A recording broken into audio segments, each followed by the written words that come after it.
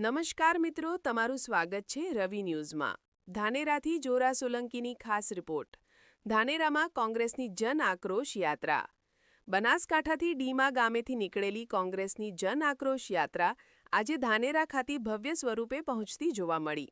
યાત્રાના ધાનેરા પ્રવેશ સમયે કાર્યકર્તાઓ અને સ્થાનિક લોકોએ નેતાઓનું ગરમજોશીથી સ્વાગત કર્યું.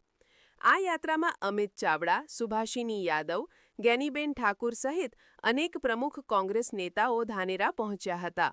નેતાઓએ ધારાસભાના મુદ્દાઓ, ખેડૂત પ્રશ્નો, મોંઘવારી અને બેરોજગારી અંગે સરકારને કટઘરમાં ઊભી રાખતા તીખા પ્રહાર કર્યા.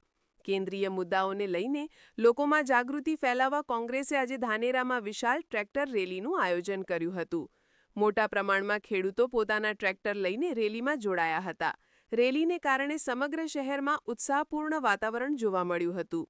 રેલી પૂર્ણ થયા બાદ ધાનેરાના લાલ ચોક ખાતે કોંગ્રેસની જનસભા યોજાઈ હતી.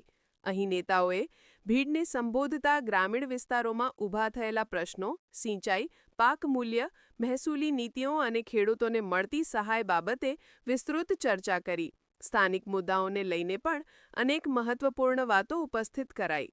ધાનેરામાં યોજાયેલી આ સભા અને રેલીને લોકોનો મળેલો પ્રતિસાદ કોંગ્રેસ માટે ઉત્સાહવર્ધક ગણાયો છે.